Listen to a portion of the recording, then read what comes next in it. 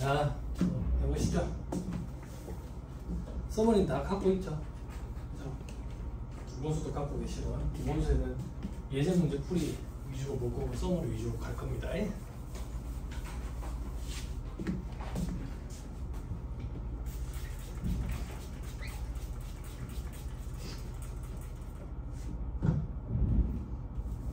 다음 주에 인문반 개강이거든.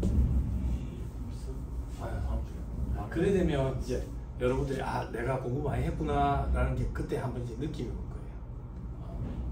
여태까지 오랜 기간 동안 잘 해왔구나.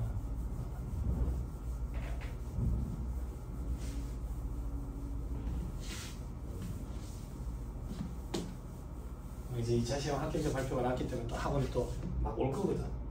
학원에 합격한 사람들 막 와. 합격한 사람들 학원에 오고 떨어진 사람들 내한테 찾아오고. 왜 그런지 내한테 오는지 막 바쁜데 연락 안 받지. 학원에 찾아왔는데 만약에 주말에 찾아오게 되면 아마 학원 원장님이 여기 와가지고 이제 합격 수기 좀 얘기 들려주세요 이래가지고 아마 그런 걸 접할 기회가 있으실 수도 있어요. 들어와가지고 공부 10년 했습니다 뭐 이런 사람은 합격 수기 안 할 거고 단기간에 해가지고 된 사람들 아마 안 하려나 싶어요. 자, 합시다. 저는 이제 봐도 모르겠더라고요. 합격하고 나면 화장하는 거예요, 학원에. 그래서 못 알아봐요. 정말 그래. 높은 구두 신고 오고 화장하고 남자애들은 그때 다 싶어 라식 수술하고 막 이래. 코도 높이고 오는 애도 있었다고. 자, 2-1페이지에 총설, 소득세 계열이 되죠. 그죠? 그게 있을 건데. 여러분들은 2-2페이지에 보면 소득세 과세법의 특징에 과세소득의 범위에 소득 원천설이 되어 있죠. 그죠? 법인세법은 순자산 증가세에 입각해 있었다고. 순자산이 증가하면 무조건 다 과세한다. 무조건 다 과세한다. 그래서 포괄주의 과세 원칙. 물론 예외가 있었지. 입금 불산입 항목으로 유열화되어 있는 것들. 그죠? 규정되어 있는 것들. 소득세법은 철저하게 소득 원천설. 원천이 되는 소득에 대해서 과세한다고. 그러면 그 원천이 되는 소득은 뭔데? 열거해 놓고 있다고. 그래서 열거주의 과세원칙 이렇게 얘기한다고. 그 열거된 소득이 어떤 게 있는데? 열거된 소득이 어떤 게 있는데? 이자, 배당, 사업, 근로, 연금, 기타, 퇴직, 양도소득입니다. 세상에 예전에 살림소득 이런 게 있었던 것 같은데 아주 옛날 사람이에요. 살림소득 중에 사업소득으로 흘러 들어갔어요. 부동산 임대업 사업소득이 있었던 것 같은데요. 그것도 옛날 사람이에요. 사업소득이 같이 흘러 들어가 있어요. 예전에 살림소득이라고 있었어. 나무 팔아가지고 돈 버는 거. 그게 지금 사업소득이 다 있다. 아무튼 그래요. 자, 이렇게 열거해 놓고 있다고. 열거해 놓고. 그래서 열거주의 과세원칙이다. 열거주의 과세원칙. 자, 그런데 책에 보면 종합소득, 퇴직소득, 양도소득 이렇게 돼 있죠. 그죠? 여기까지가 종합소득인 거예요. 그게 무슨 말인데?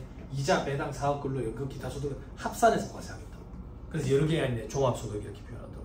그럼 퇴직소득과 양도소득은 합산 안 합니까? 합산 안 한다고. 왜 합산 안 하는데요? 성격이 다르다고 보는 거야. 이자부터 기타 소득까지는 매년 발생할 개연성이 있지만 나머지도 매년 발생하면 좋겠지만 양도소득 같은 건 매년 발생할 개연성이 좀 낮다 그 얘기야. 그리고 퇴직소득과 양도소득은 수년 혹은 수십 년간 누적된 소득이 한 번에 빵 실현되는 그런 성향이 좀 강하다고. 그런 걸 소련 말로 결집효과라고 표현한다고. 그래서 이런 결집효과를 완화하기 위한 제도가 많아. 제도가 많다는 얘기가 무슨 말인데 공제 감면 혜택이 되게 많아. 되게 많아. 그럼 여러분들이 지금 단계에서 이렇게 생각하면 돼. 결국 얘들이랑 얘들은 세금 계산 구조가 다르구나. 계산하는 방법이 다르구나. 그래서 따로따로 과세하는 거다. 이걸 소련 말로 분류과세 이렇게 표현해. 분류과세. 시험에 나온다고. 그렇죠? 그리고 앞에 이자부터 기타까지는 합쳐서 과세하네. 종합과세 이렇게 표현. 그럼 이 종합과세할 때 이자부터 배당, 기타 소득까지 어떤 걸 합산하는데 총 수익금액에서 필요경비라는 걸 차감해. 이게 배경으로 따지면 수익값이요. 법인세법으로 따지면 입금과 손금. 소득세법에서는 총 수익금액, 필요경비.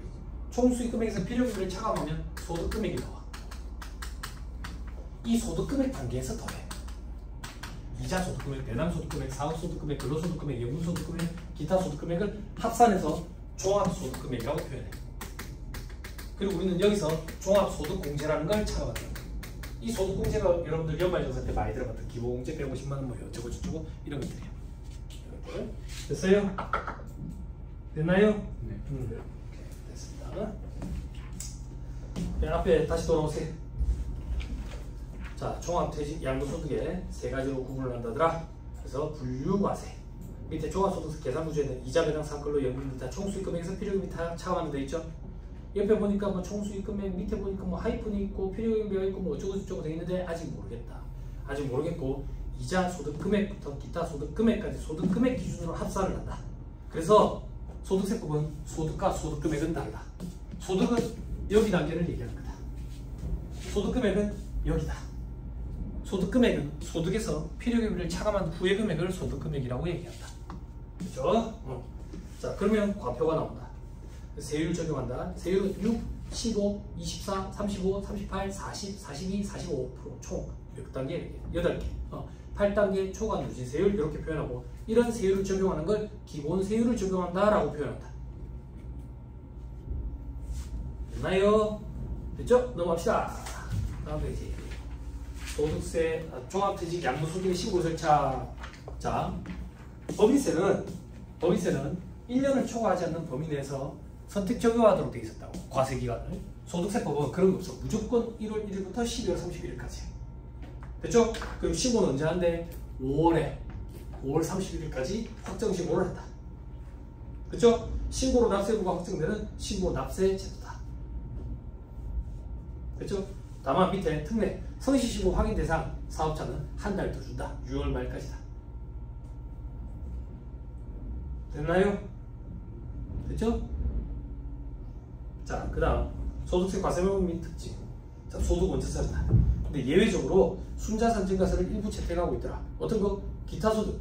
기타소득은 성격적으로 일시적으로 발생하는 그런 소득, 그런 성격의 소득이거든. 그것까지 과세하니까 순자산 증가세가 일부 가미되어 있는 거 아니냐 그 얘기야. 자, 그리고 퇴직소득, 양도소득 이것도 일시적으로 발생하는 거니까. 됐죠? 과세소득 규정 방식은 열거주의 과세 방식이다. 다만 이자, 배당, 사업소득은 포괄주의다. 사업소득은 왜 포괄주의인데요? 법인세법이랑 똑같다고 생각하면 된다. 그럼 이자와 배당소득은 왜 포괄주의인데요? 나중에 이자소득, 배당소득에 대해서 공부할 때 할 건데 지금 잠깐만 소개해주면 금융기관에서 금융기관 행님이 안 왔네. 근데 갑자기 생각이 났네. 저기 금융기관에 댕기고 있는 행님이 안 왔네. 그지? 어디 간 거야? 이 앞에 오락실에 있는 거야? 게임방 갔어? 얘 지하에 있는 거 아니야? 결혼식장 가면 요즘 결혼식이 많더라. 아무튼 간에 금융기관에서 신종 금융상품을 자꾸 만들어내거든. 신종 금융상품을 자꾸 만들어내는데 이자와 배당소득을 열거해 놓고 있으면 신종 금융상품에서 생기는 그 소득에 대해서 분배해 주는 거는 그때 과세하기 위해서 이자와 배당소득에 열거를 계속해야 되는 거야. 그러면 신종 금융상품 개발될 때마다 발생될 때마다 그걸 계속 언급을 하려면 한장하지 개정을 하려면 일이 너무 많지. 그래서 이자소득, 배당소득에 보면 기타 위와 유사한 성격의 소득으로서 이자의 성격이 있는 것은 이자소득으로 과세한다. 배당의 성격이 있는 것은 배당소득으로 과세한다라고 규정이 되어 있어. 그러면 열거해 놓고 있는 건 언급하고 있는 건 예에 불과할 뿐이고 성격상 동일하면 다 과세하겠다. 즉 포괄주의 과세 원칙인 거지. 됐죠? 그래서 이런 걸 소련말로 유형별 포괄주의에 입각해 있다 이런 표현을 쓴다고. 이자와 배당소득은 나중에 나온다. 자, 그 밑에 과세 방식은 과세 단위는 개인 단위 과세 방식이다. 당연하다. 개인 단위로 과세한다. 그게 뭐냐면 내 소득은 내가 과세가 될 거고 우리 와이프 소득은 우리 와이프가 과세가 될 거야. 그게 개인 단위 과세가 되지. 자, 밑에 예외적으로 조세비목적의 공동사업은 세대 단위 등으로 합성 과세한다. 공동사업 합성 과세, 조세비목적의 공동사업 합성 과세인데 이거는 여기까지 끝나고 나면 나와. 기타 소득까지 끝나고 나면 나오는 규정이야. 그때 하겠다 이렇게 생각하면 돼. 그리고 부부 단위로 합성 과세하는 거 저 밑에 별표시 이번에 이자 배당 등 자산 소득을 부부 단위로 합성 과세하는 제도는 위헌 판결이 나가지고 없어졌다. 없어졌다. 됐죠? 아니 이 얘기야. 결혼하기 전에는 과세 구간이 밑에 있었는데 결혼하면서 부부 단위로 합산을 해버리니까 세율 구간이 높아지는 거야. 그럼 누가 결혼하려 하겠냐 이거야. 결혼을 막겠지 이 제도가. 그래서 위헌 판결이 나가지고 없어졌다고.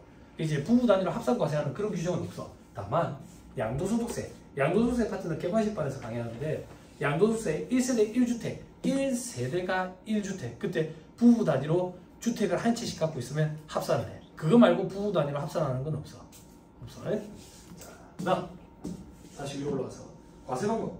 원칙은 종합과세가 원칙이다. 예외적으로 분류과세는 방금 했다.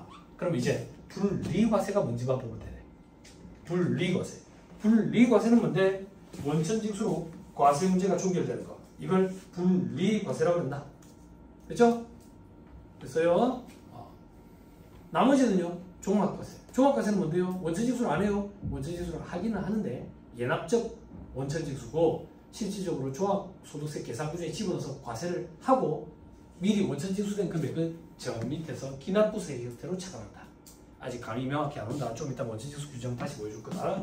자, 밑에 별표시 1번 사례. 사업자가 사업용 고정자산인 기재장치를 처분해서 처분이익이 생겼대. 법인세법은 순자산 증가세를 일각해 있으니까 무조건 과세한다. 소득세법은 열거되어 있지 않기 때문에 과세를 안 했었다. 그런데 복식부기용자의 사업용 유용 고정자산 처분이익에 대해서 이제 과세하는 걸로 규정이 새로 들어왔다. 그러면 복식부기용자는 과세를 하고 간편장부 대상자는 과세를 안 한다. 복식부기랑 간편장부 이런 게 뭔데요? 저 뒤에 가면 절차 규정에서 한다. 간편한 장부를 해도 되는 사람을 간편장부 대상자, 그게 아닌 사람은 FM으로 장부를 해야 되는 사람들, 이런 사람들을 복식부기용자라고 한다. 복식부기인지 간편장부인지 이건 어떻게 구분합니까? 작년의 수익 금액이 얼마인지 기준에 따라 가지고 달라진다. 업종별로 기준이 다 다르다. 그런데 우리 시험에서는 그런 걸 잘 안 다룬다.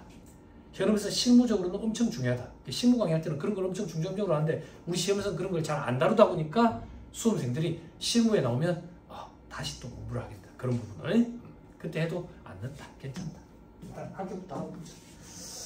자, 넘어갑니다. 납세 의무자.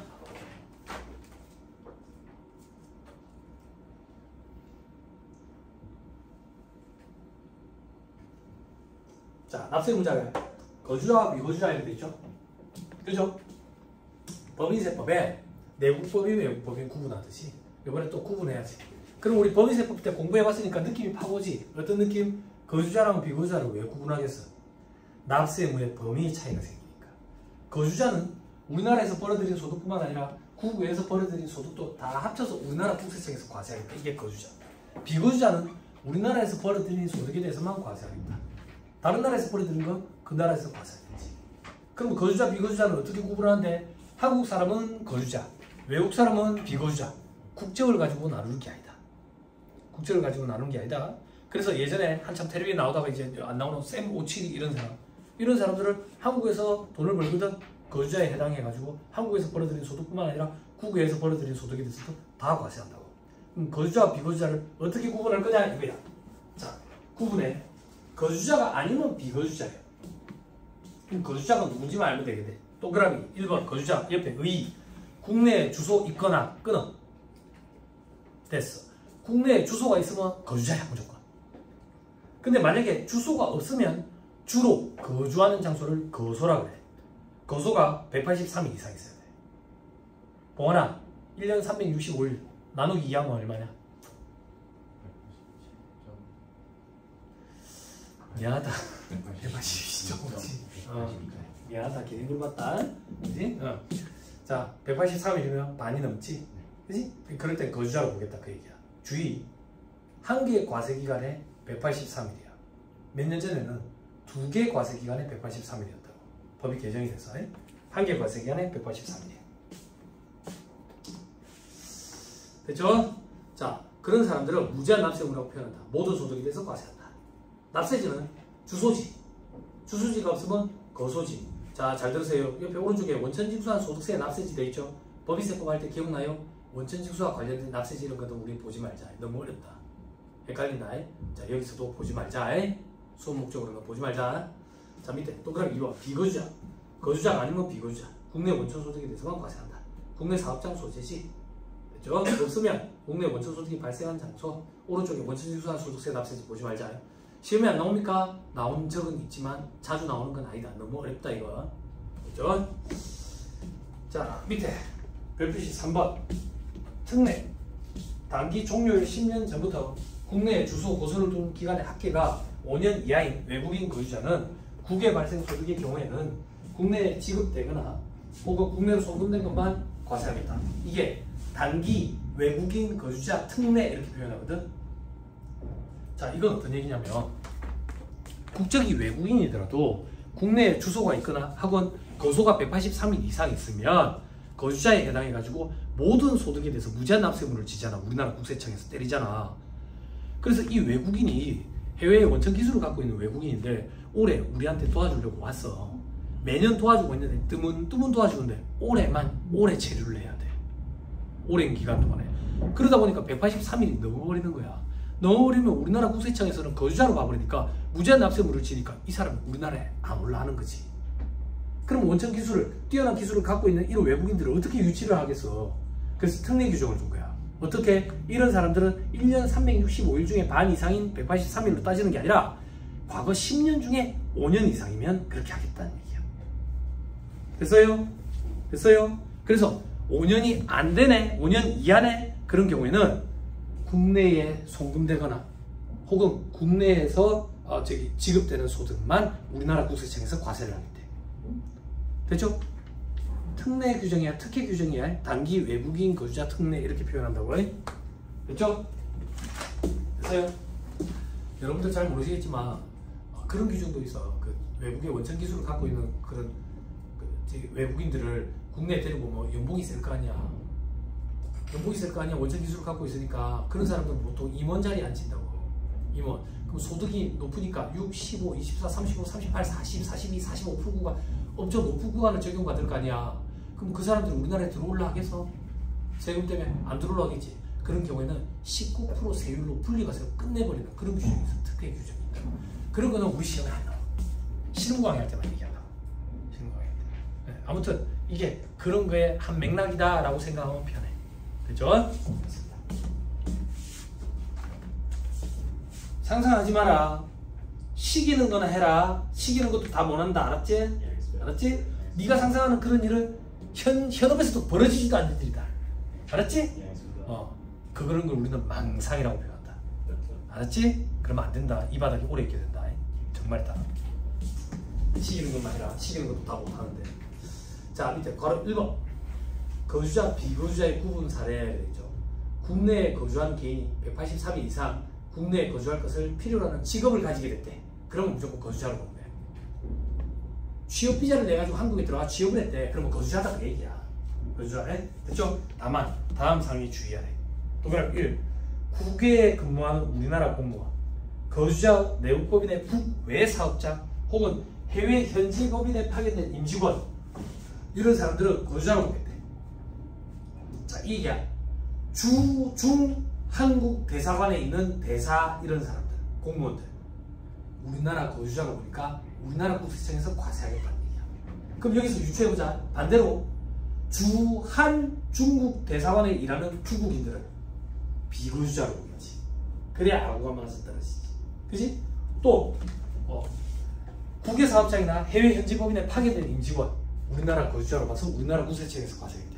다만 요건이 해외 현지 법인인 경우에는 내국 법인이 100%를 직간접적으로 출장한 경우에 한한다 되겠지. 그지? 이거 그리 중요하지 않는데 우리 시험에 등장한 적이 있어. 그래서 수험생들이 이제 몇 년 지나서 다 준비하고 있다고. 이게 과거에 오답 보기로 등장했어. 80% 이렇게. 100% 직간접적으로 출제해야 돼. 100% 직간접적으로, 직접은 뭡니까? 직접 100% 갖고 있는 거. 간접은 뭡니까? 여기를 통해서 지분을 갖고 있는 거. 내가 여기 50% 이상을 갖고 있는데 여기서 50%를 갖고 있다네? 이러면 내가 50% 갖고 있는 거랑 똑같이 보거든. 그래 합산해가지고 100% 이렇게. 아무튼 이게 시험에 오답 보기로 80%로 등장한 적이 있다. 그래서 수험생들이 여기 파란 글씨로 돼 있죠. 흑백으로 지금 복사를 안 보였는데 그래서 여기 파란 글씨로 돼 있어. 출제된 적이 있었어. 너무 구석지기네. 근데 수험생들이 다 준비해가. 여러분들도 준비해가. 그렇죠? 자, 이 경우에 납세지는 가족의 생활 근거지를 납세지로 하겠다. 동그라미 2번. 다음의 자는 국내에 주소가 있는지 여부, 국내에 거주 기간이 얼마인지 그런 거 상관없이 전부 다 비거주자로 보겠다. 동그라미 기억. 주한 외교관 가족. 됐죠? 아까 얘기했지. 주한 중국 대사관 대사 가족들. 그리고 우리 부가세 보면서 공부했지. 그런 사람들한테 우리가 물건을 팔면 외화벌이나 마찬가지지. 영세율 적용해 줬었지. 기억나요? 네. 기억나? 자, 그 다음에 동그라미 2번, 동그라미 니은. 합중국 군대 구성원, 군무, 가족. 그렇죠? 넘어갑니다. 가족의 유무, 직업, 자산 상태에 따른 구분을 되어 있죠. 그죠? 국내에 거주하는 개인이 국내에 생계를 같이 하는 가족이 있고 직업이나 자산 상태 등에 비추어 계속해서 183일 이상 국내에 거주할 것으로 인정되면 주소를 가진 걸로 본다. 우리나라에서 과세하겠다. 국외에 거주 또는 근무하는 자가 외국 국적을 가졌거나 외국 법령에 의해서 외국의 영주권을 얻은 자로서 국내에 생계를 같이 하는 가족이 없고 자산이나 직업 상태에 비추어가지고 다시 입국해서 주로 국내에 거주하리라고 인정되지 아니하면 비거주자로 보겠다. 그 얘기예요. 됐죠? 자, 밑에 외항 선박 항공기 승무원의 경우 생계를 같이 하는 가족이 국내에 있으면 국내 주소가 있는 걸로 봐서 거주자로 보겠다. 생계를 같이 하는 가족이 국외에 있대. 혹은 근무시간 외의 기간 중 통상 체제하는 장소가 국내 혹은 국외에 있대. 그러면 국외에, 국내에 있는 것으로 본다. 거주자, 비거주자로 이렇게 구분하겠다. 그 얘기야. 됐나요? 됐어요? 들어보세요. 거주자, 비거주자가 칼로 무자르듯이 여기까지는 거주자, 여기까지는 비거주자 이렇게 구분은 안 돼요. 그래서 대법원까지 올라가요. 소송을 해가지고. 됐어요? 됐어요? 그래서 이 거주자인지 비거주자인지 구분하기 굉장히 어렵다고. 근데 우리 시험에 자주 등장해요. 그럼 우리 시험에는 가치 판단 개입 여지가 있으면 안 되니까 책에 있는 거 요거 그대로 등장하는 거예요. 되니? 여기서 상상하지 마라. 알았지? 알았지? 판사님이 판결해 줘야 된다. 그런 가치 판단 개입 여지가 있는 건 우리 시험 문제 출제가 되지 않아요. 거주자 비거주자의 제일 큰 사례가 과거에 그 선박왕 권역이에요. 선박왕 권역. 국세청이랑 소송 붙어가지고 국세청이 거의 패소한 거랑 마찬가지죠. 일부 승소했으니까. 몇천억짜리 소송이었어요. 자, 그리고 실무적으로 일을 할 때는 굉장히 까다로운 거 이게. 진짜 주의해야 된다고. 자, 밑에 바로 이거네. 거주자 또는 비거주자가 되는 시기 들어있죠. 그죠? 비거주자가 거주자로 되는 시기는 국내에 주소를 두면 그날부터 거주자예요. 국내에 주소를 가지거나 국내에 주소가 있는 것을 보는 사유가 발생하면 그날부터 거주자예요. 국내에 거주를 둔 기간이 183일이 되는 그날부터 거주자예요. 그래서 이 책의 저자가 여러분들 암기를 도와주기 위해서 그날 기준을 해놨지. 그죠? 그 얘기를 서두에 안 했네. 소득세 부분 제가 어떻게 크게 도와드릴 방법이 없어요. 단순 종문을 암기하는 서대에서 시험이 나오기 때문에 저는 암기를 좀 도와드릴 거예요. 암기를 어떻게 도와줄 건데, 암기는 여러분들 스스로 하는 건데 전국의 다른 수험생들이 이렇게 암기해 가더라, 이런 가이드라인을 조금 그어드릴 거예요. 이해를 요하는 부분은 이해를 하면 조금 더 암기가 편해지는 그런 파트는 또 이해를 시켜드릴 거예요. 자, 오른쪽에 이제 거주자가 비거주자가 되는 시기. 거주자가 주소 또는 거소의 국외 이전을 위해서 출국하는 날, 출국을 한대. 이민을 간다라고 생각하면 돼. 출국하는 날에 다음 날 비거주자가 된다. 비거주자. 국내에 주소가 없거나 국외에 주소가 있는 것으로 보는 사유가 발생한 날의 다음 날부터 비거주자가 된다고. 그래서 이 책의 저자가 여러분들 이해를 돕기 위해서 다음 날 기준 이렇게 써놨지. 됐나요? 네. 됐어요? 네, 이제 암기는 여러분 몫이에요. 시험에 등장해. 자, 저 밑에 별표시에 거주기간을 계산하는 게 있죠.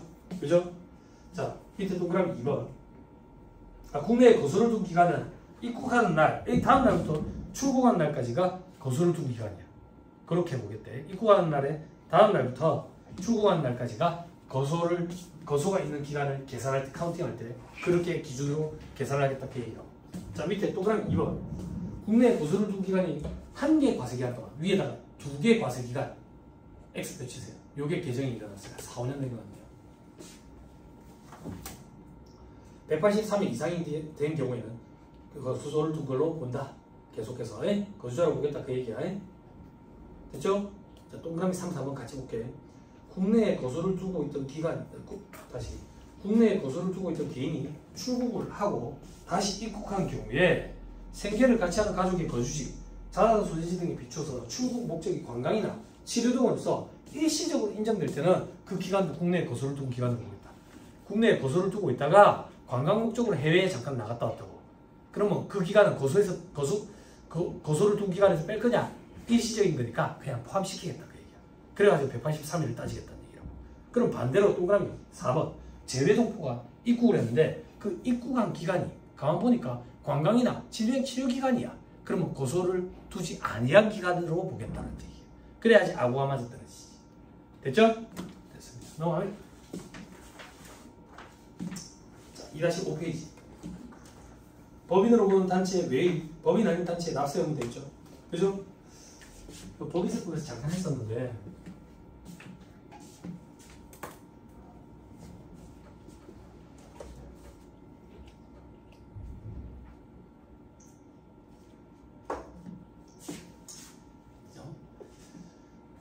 인격을 부여한다 그랬죠. 그래서 자연인과 법인격을 부여하고, 그죠? 자연인. 그래서 우리가 이걸 구분하는 이유는 어떤 법을 적용할 거냐 이거죠. 법인세법을 적용합니다. 자연인, 소득세법을 적용합니다. 그죠? 근데 문제가 되는 건 뭔데? 법인 아닌 단체죠. 법인 아닌 단체. 법인 아닌 단체는 국세기본법에 의해서 법인으로 보는 단체가 있어요. 그래서 이걸 국세기본법에 의해 법인으로 보는 법인 아닌 단체 이렇게 표현해요. 말장난 같지만 그래 돼 있어 조문이. 법인으로 보는 법인 아닌 단체, 법인으로 보니까 법인세법을 적용하겠다고 얘기해요. 그렇죠? 그럼 법인으로 보지 아니하는 법인 아닌 단체는 어떻게 할 거냐 이거야. 소득세법을 적용하겠지. 그게 이제 소득세법에 나오는 거야. 이 소득세법을 적용할 때 1거주자로 보는 경우가 있고 공동사업으로 보는 경우가 있어요. 자, 책. 국내 주사무소 또는 사업의 실질적 관리 장소를 둔 경우에는 1거주자로, 그 밖의 경우에는 1비거주자로 봐가지고 소득세법을 적용한다더라. 근데 밑에 이익이 분배되는 경우도 있죠. 그죠? 단가로 1번에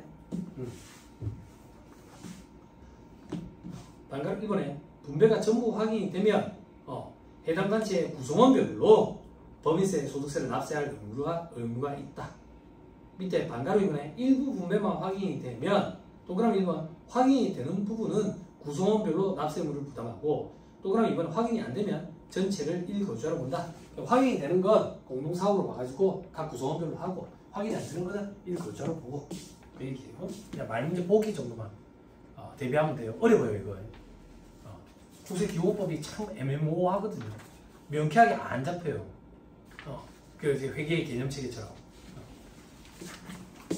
이거 너무 스트레스 받지 말고 그 정도 선에서 마치세요. 다음 페이지. 법인 아닌 단체에 납세 의무가 되어 있는데 넘어가. 2-7페이지. 특수한 경우에 납세 의무.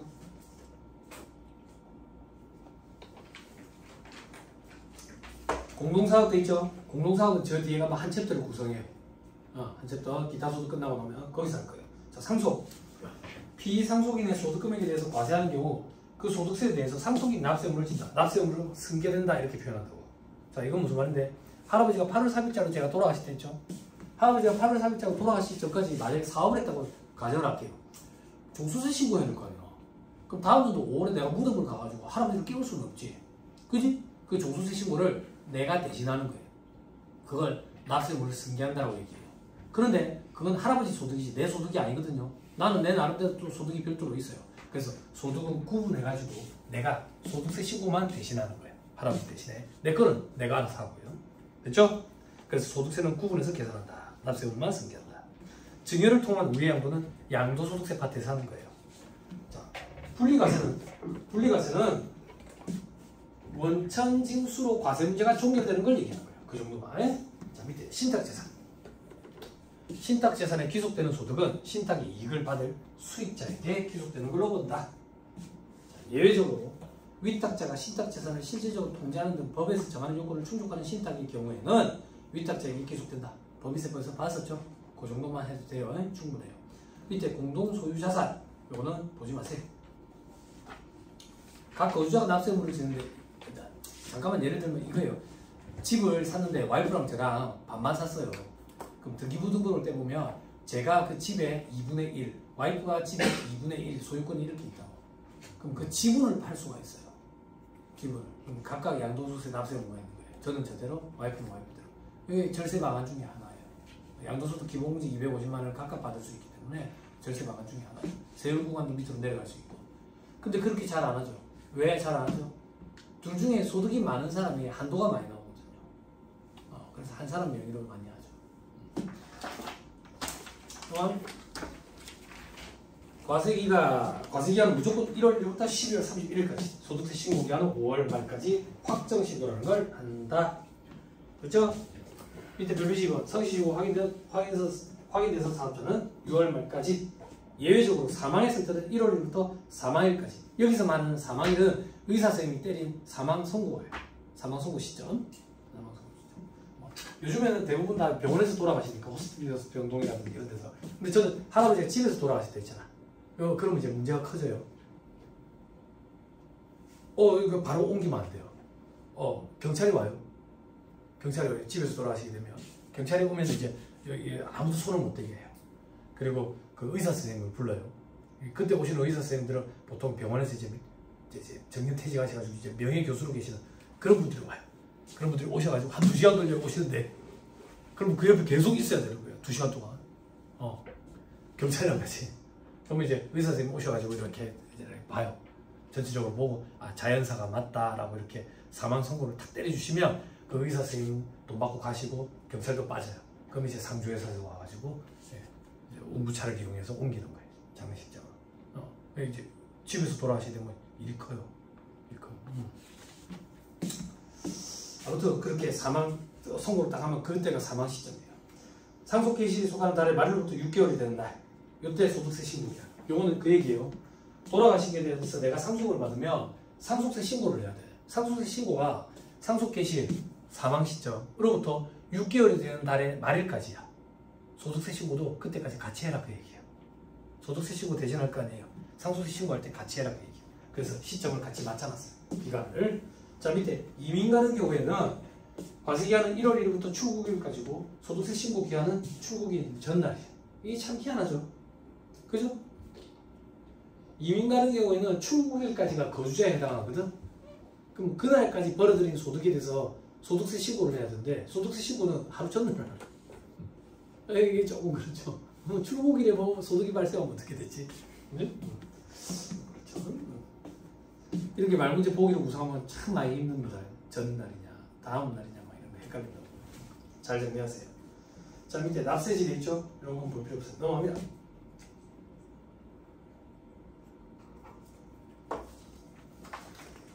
자, 다음 페이지. 납세지 지정이 돼 있죠? 시기들 하세요. 신청에 의해서 납세지 지정할 수가 있구나. 정부 직권에 의해서 납세지를 지정하는 경우도 있구나. 납세지 지정을 취소하는 경우도 있구나. 됐죠? 넘어갑니다.